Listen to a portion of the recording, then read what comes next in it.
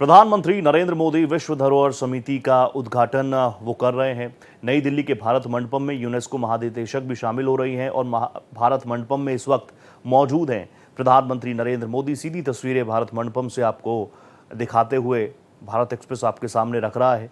ये 46वां सत्र है और इस सत्र को प्रधानमंत्री नरेंद्र मोदी संबोधित करते हुए भी आपको नजर आएंगे।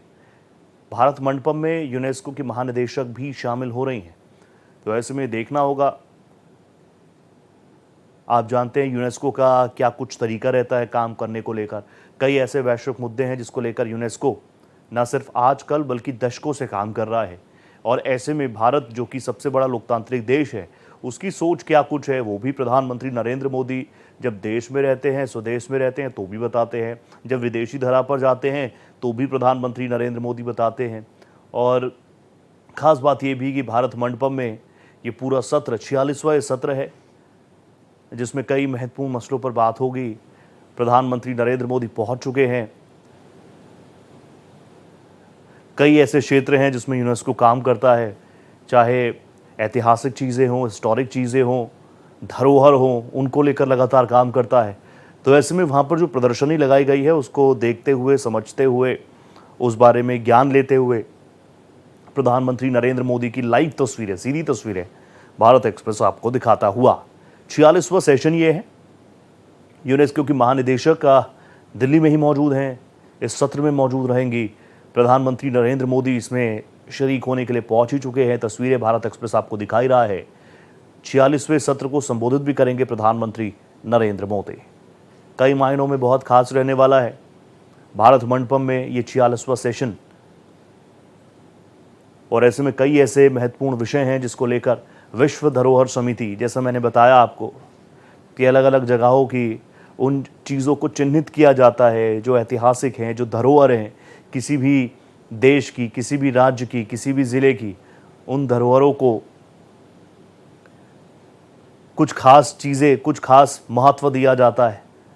भारत में भी आप जानते हैं ऐसी कई सारी चीज़ें हैं जिनको लगातार देश में तो उनको पहले से रिकग्नाइजेशन पहले से मिला हुआ था, लेकिन यूनेस्को की तरफ से भी उनको धरोहरों की लिस्ट में शामिल किया जाता है। भारत जो कि विविधताओं का देश है, कश्मीर से कन्याकुमारी तक कई ऐसी धरोहर हैं हमारी जिनको हम और आप तो मानते ही हैं, लेकिन वैश्विक पटल पर भी उन चीज़ों को बहुत महत्वपूर्ण, बहुत कीमती माना जाता है। भारत मंडपम इसके लिए पूर्ण रूप से तैयार। 46वां 46 सेशन ये है जिसमें प्रधानमंत्री नरेंद्र मोदी भी अपनी बातें रखेंगे। भारत मंडपम से सीधी तस्वीरें भारत एक्सप्रेस आपके सामने रखता हुआ।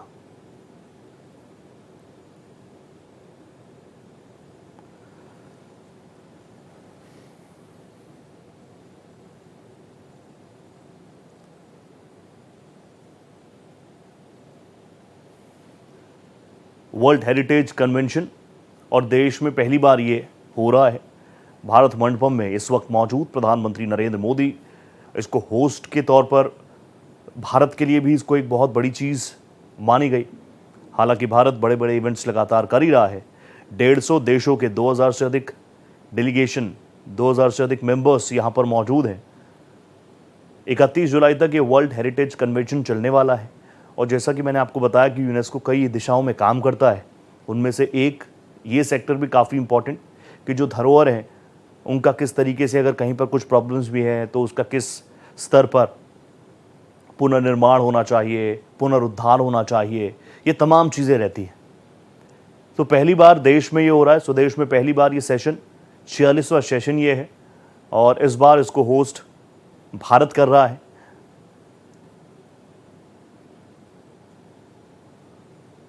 विदेशी डेलीगेशंस के लिए भी भारत में आना एक अपने आप में बड़ा एक्सपीरियंस, हालांकि अलग अलग मौक़ों पर वो लोग यहाँ पहुँचते हैं।